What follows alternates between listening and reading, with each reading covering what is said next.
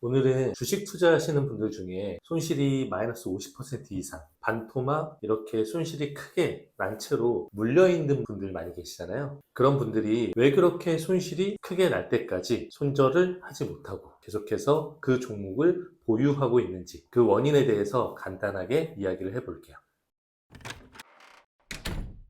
주식 투자를 하다 보면 특히 요즘 같은 시기에 굉장히 손실을 크게 본 상태에서 그 손실난 종목들을 보유하고 있는 분들이 굉장히 많을 거예요. 적게는 3, 40%에서 많게는 반토막 이상 이렇게 크게 물려있는 분들이 많을 텐데 적절한 타이밍에 손절을 하지 못하고 하락하는 종목들을 장기 보유했을 때 크게 두 가지가 문제가 되거든요. 그 중에 하나는 호미로 막을 것을 가래로 막는다, 이런 문제가 생겨요. 최초에 설정했던 손절가를 정확히 지켰다면 손실이 나더라도 마이너스 10%, 마이너스 15% 이렇게 손실이 제한이 됐을 거예요. 그런데 손실이 나는 것이 마음이 아파서 적절한 타이밍에 매도를 하지 못했다면 그게 마이너스 20%, 30%, 심한 경우 반토막 이상 이렇게까지 손실폭이 커지게 되는 결과를 가져오게 되는 거죠.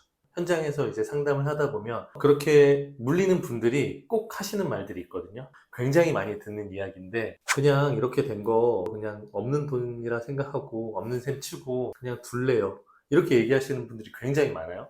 그러면서 언젠가는 올라오겠죠. 이게 이제 대화의 끝인데, 그런데 실제로 그런 선택을 했을 때 어떤 경우에는 몇 년에 걸쳐서 손실이 회복되기도 하지만 심한 경우에는 10년이 넘어도 그 손실이 회복되지 않는 경우가 종종 있다는 게 더 큰 문제가 되겠죠. 그리고 두 번째 문제는 오랫동안 손실이 나고 있는 종목에 묶여 있다 보니까 또 다른 투자 기회가 생겼을 때, 다른 유망한 종목을 발굴했을 때 그 종목을 매수하지 못한다라는 기회비용이 발생하게 돼요. 사실 손실이 나게 되면 꼭 그 종목을 통해서 그 손실을 회복할 필요는 없거든요. 내가 마이너스 15%의 손실을 봤다, 그러면 그 종목이 아니더라도 다른 종목을 통해서 손실을 회복하면 그만인 거예요. 그런데 만약에 손실이 나기 시작했다, 게다가 그 종목이 과거에 내가 수익을 본 경험이 있다, 엄청나게 큰 수익을 나에게 가져다 준 적이 있다, 그러면 그럴수록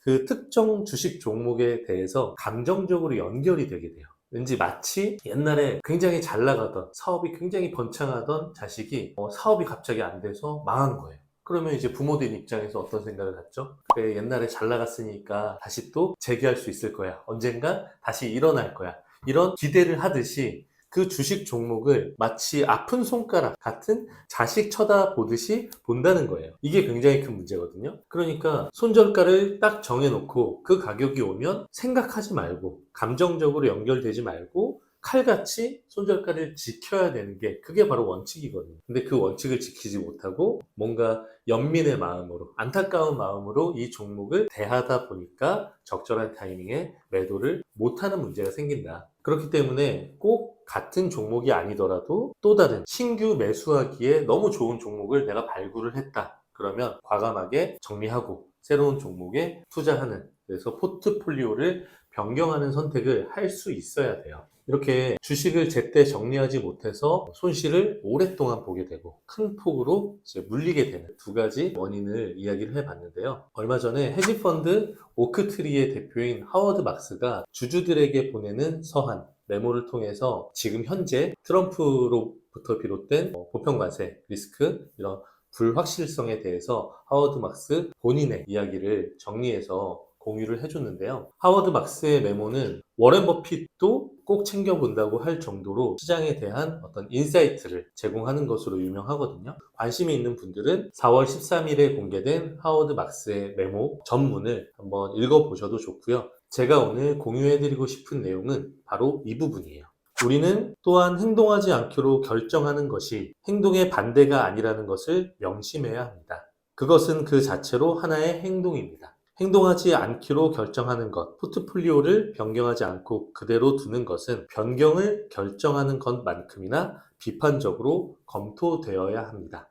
바로 이 내용이었어요. 투자를 하다가 이제 손실이 시작되는 경우에 많은 분들이 그 손실을 실현화하는 것이 싫어서 그대로 두는 선택을, 행동을 한다고 말씀을 드렸잖아요. 그래서 회복될 때까지 그대로 두겠다고. 다른 말로 바꾸면 아무런 행동도 취하지 않겠다라는 선택을 본인들은 한다고 믿고 있지만 사실은 그건 행동을 하지 않는 게 아니라 지금 갖고 있는 포트폴리오, 지금 갖고 있는 종목을 계속해서 보유하겠다라는 적극적인 행동이 되기도 한다는 게 하워드 막스의 이야기예요.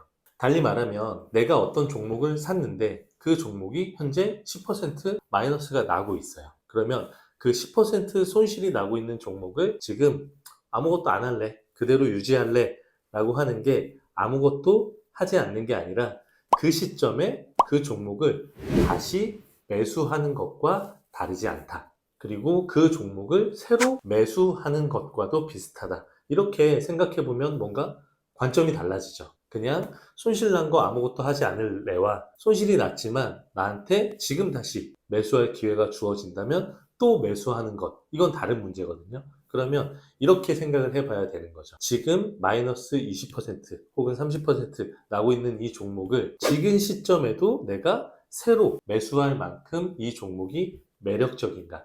이런 관점에서 봐야 한다는 거예요. 그런 관점에서도 내가 나는 지금이라도 이 종목을 매수할 것 같아 라는 생각이 든다면 그냥 두면 되는 거고요. 아니지, 지금 내가 손실이 나고 있으니까 이걸 유지하는 거지 지금 새로 사라고 한다면 난 안 살 것 같아. 그렇다면 유지하는 것도 매수와 같다고 말씀드렸잖아요. 그런 마음이 든다면 과감하게 그 시점에 끊어내는 것이 맞다. 그렇게 손절을 하는 것이 앞서 이야기했던 두 가지 문제를 다 방지하는 해결책이 될 수 있다라는 이야기예요. 평소에 상담 현장에서 고객들을 통해서 많이 듣기도 하고 또 제가 많이 해드리는 내용이긴 한데 저보다 훨씬 더 능력 있고 유명한 투자의 구루가 보다 명확하고 단호하게 글에 써서 내용을 올렸길래 반갑기도 하고 한 번 더 곱씹어 보자는 생각에 내용을 공유해 봤고요. 하워드 막스의 이야기를 새겨 들어서 앞으로는 투자를 하면서 크게 물리거나 장기간 물려있는 일이 더 이상은 생기지 않기를 바라면서 질문이 없다면 오늘 수업 끝.